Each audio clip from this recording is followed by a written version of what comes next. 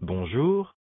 Si vous êtes un ambulancier ou une ambulancière, le minimum à connaître est comment a pu se constituer cet accord-cadre, signé en 2000, et qui régit encore ce métier malgré de nombreux avenants. La convention collective dont dépendent les ambulanciers privés est la Convention collective nationale des transports routiers et activités auxiliaires du transport. Il s'agit de la CCN 3085. Ce texte est en fait un recueil de textes, dont la première mouture date de 1950. C'est un ensemble de textes, lois, décrets, arrêtés, protocoles et accords, qui concernent l'ensemble des professions régies par ces textes. Ce recueil de textes comporte plusieurs conventions annexes. Celle qui nous intéresse plus particulièrement est l'annexe 1, appelée CCN-1.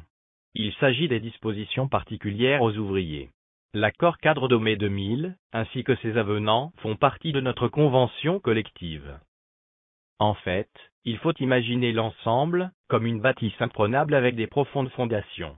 La CCN 3085 a des murs principaux qui sont les CCN A1, la CCN A2, et enfin la CCN A3.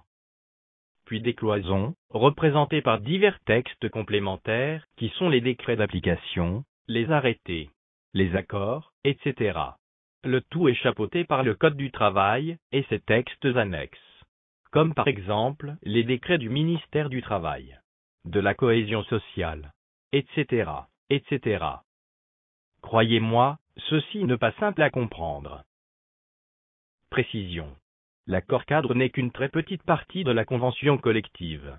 Notre convention collective regroupe de nombreuses professions du transport. Il y a tout d'abord le texte de base, la convention collective nationale, la CCN 3085 et ses annexes. La CCN A1 pour les ouvriers. La CCN A2 pour les employés. Puis, on trouve tout un tas d'accords dits accords de branche. Ceux des routiers. Ceux du transport de voyageurs. Les protocoles des frais de déplacement, etc. Et enfin, des accords spécifiques à une profession. En particulier, l'accord cadre des ambulanciers que nous sommes. Et pour finir, il existe de nombreux avenants à tous ces textes, afin de les actualiser.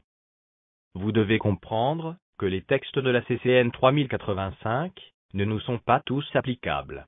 En effet, il existe une hiérarchie des textes, qui fait que l'on ne peut et ne doit pas ignorer le texte de référence supérieure, qui lui-même ne doit pas ignorer le texte de référence supérieure. Je vous laisse juge de la complexité de ces emboîtements de poupées russes. Maintenant, pour répondre à une question souvent posée, mais qui sont les signataires de cet accord cadre, qui nous est en défavorable? Pour les organisations patronales signataires, il s'agit de la Chambre nationale des services d'ambulance, de la Fédération nationale des ambulanciers privés, de la Fédération nationale des artisans ambulanciers, et de Fédération nationale du transport sanitaire. Pour les organisations syndicales de salariés signataires, la CFTC et la CFDT, issues elles-mêmes de la CFTC. Ce sont deux syndicats historiquement rattachés aux doctrines de billetterie, prônant le refus de la grève et de l'affrontement contre le patronat, doctrine reprise à l'époque, en 1902 par le légat du pape. D'où le terme de syndicat jaune, qui est la couleur papale. Il semble que cette couleur leur convient parfaitement encore en 2016. En effet, ce sont là les seuls syndicats qui représentaient vraiment les ambulanciers, mais uniquement en collaboration avec le patronat. La cogestion est toujours leur but. Autre signataire, la CFE-CGC, qui signifie Confédération des cadres, et qui a signé aussi l'accord cadre, et pas du tout concerné par les équivalences. Et en général, par tout ce qui est inscrit dans notre accord cadre. Aucun ouvrier, ambulancier de catégorie A ou de catégorie B, est représenté par cette organisation syndicale. Et enfin, dernier signataire de l'accord cadre pour les salariés, la Fédération nationale des chauffeurs routiers. Si un jour, vous voyez une ambulance de 50 tonnes, alors son chauffeur sera peut-être affilié à ce syndicat. Mais, à notre connaissance, à ce jour, il n'existe aucun ambulancier représenté par cette organisation syndicale.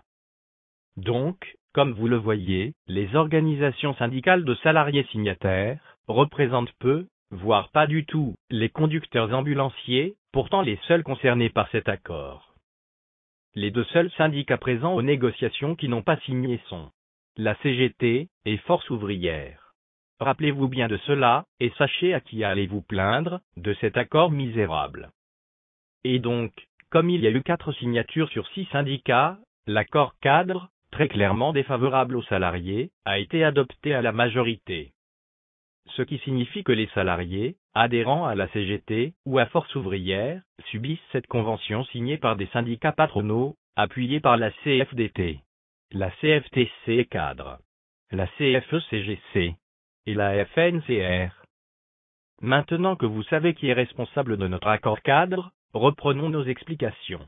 Car la complexité de la réglementation du métier d'ambulancier du secteur privé est encore plus importante que ce que vous pouvez imaginer.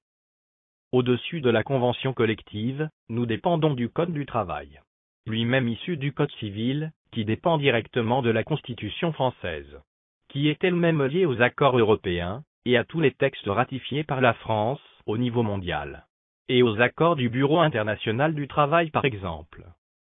Le principe établi est que hiérarchiquement, un accord se réfère toujours à un texte de référence, et ne peut pas lui être inférieur en termes de droits pour les salariés. Ce principe va être inversé par la loi travail, appelée loi El Khomri. Cette nouvelle loi permettra que l'accord d'entreprise puisse être moins favorable que l'accord de branche. Actuellement, c'est pour cela que pour les indemnisations de jours fériés, la CCNA1 étant plus précise et plus favorable que l'accord cadre ambulancier, ce sont les prescriptions de la CCNA1 qui doivent à minima être appliquées. Et cette explication ne serait pas complète si l'on oubliait les diverses jurisprudences définies par les tribunaux, et qui ont force de loi, mais sur des cas précis. Par exemple, et bien que cela ne concerne pas la CCN 3085, les heures d'équivalence des hôpitaux privés ont été abolies par la Cour européenne de justice, pour certaines catégories de salariés. Du fait de la décision de justice, le Conseil d'État a annulé le décret de mise en application de ces heures d'équivalence, dans ce cas précis. Voilà. En espérant désormais que certains comprendront un peu mieux que l'on ne peut pas vraiment parler d'un seul texte, l'accord cadre de mai 2000, en laissant de côté tous les autres textes. Ceci constitue en effet un ensemble indissociable. Je vous remercie de m'avoir écouté. Ce texte a été lu en synthèse vocale. Merci au site web www.web92.fr.